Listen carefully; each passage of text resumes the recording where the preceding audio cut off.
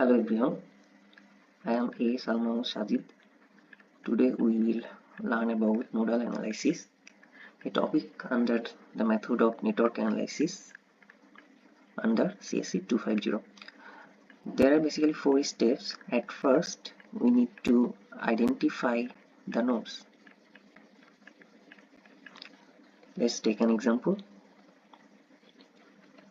For this, we need to know about branch and node. So branch is basically all the circuit elements present, like the voltage source, current source, and the two resistors.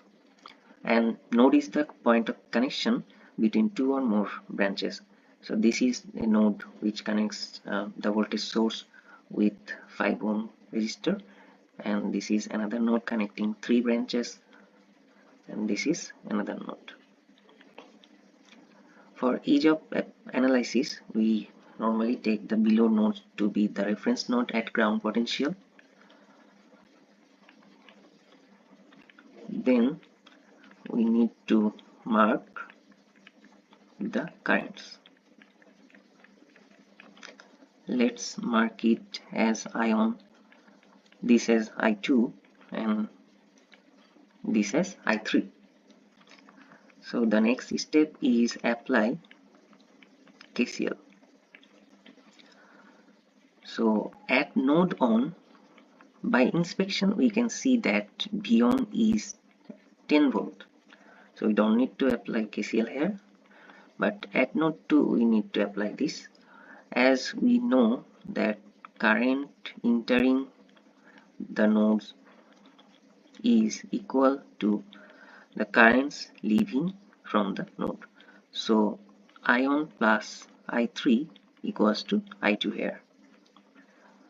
Then we need to write it down with respect to voltage. So ion is V1 minus V2 divided by 5, and I3 is 2, we can see from the circuit, and I2 is V2 minus 0 divided by 6. So the final step is solve the equation. As V1 is 10 volt, if we put it here, then we can get V2 and rest of the parameters like ion, I2, I3. So let's take another example which contains a dependent current source.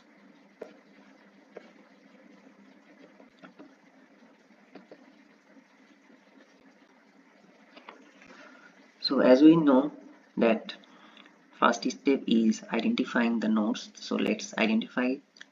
This is 1, this is 2, and this is 3, and this one is the reference node. Then we need to mark the current ion, I2, I3, and then I4. Then the third step is applying KCL. So at node on we can see 3 ampere current is entering, whereas ion plus I2 is leaving. So 3 ion is V1 minus V3 divided by 4, and I2 is V1 minus V2 divided by 2. Then at node 2 we can see I2 is entering, whereas I3 and I4 is leaving.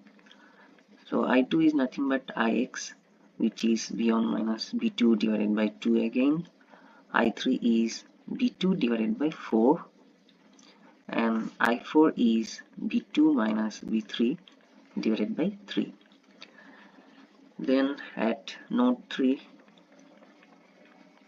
it connects the dependent current source, which is dependent on the current between node on and node 2. So at node 3, I on and I4 is entering, and 2 Ix current is leaving. Ion is again the V1 minus V3 by 4, and I4 is V2 minus V3 by 8, and Ix is V1 minus V2 by 2. So we can see 3 equations containing V1, V2, V3. Then the last step will be solution of this, then we will get B2, beyond B2 and B3. Now let's delve into another example containing a supernode.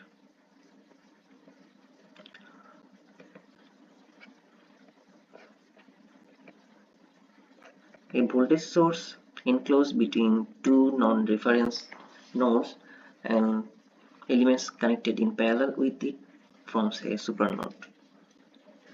Here we can see this is node 1, this is node 2, and let's take another color. This voltage source and the parallel resistance, this total forms a supernode.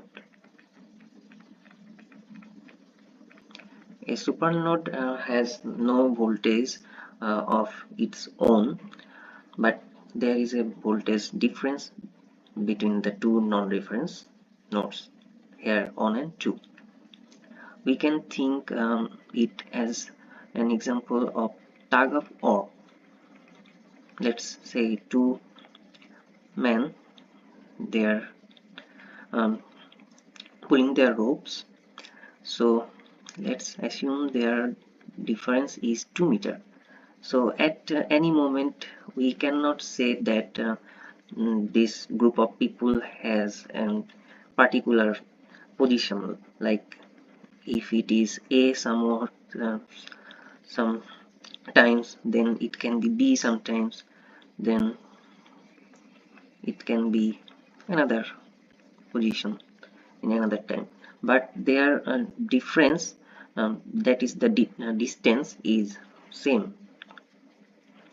So this is supernode where they don't have a particular voltage like A or B volt, but there is a voltage difference V2 minus V1 as 2 volt. And at supernode, the current, let's mark the current first, this one as I1 and this one as I2. So we can see only the 2 ampere current is entering, and I1, I2, 7 all are leaving from the supernode. Here I1 is V1 divided by 2, I2 is V2 divided by 4 plus 7. So this is a equation of V1 V2, this is another equation of V1 V2. So from the solution of these two we will get V1 V2. That's it for today. Thank you.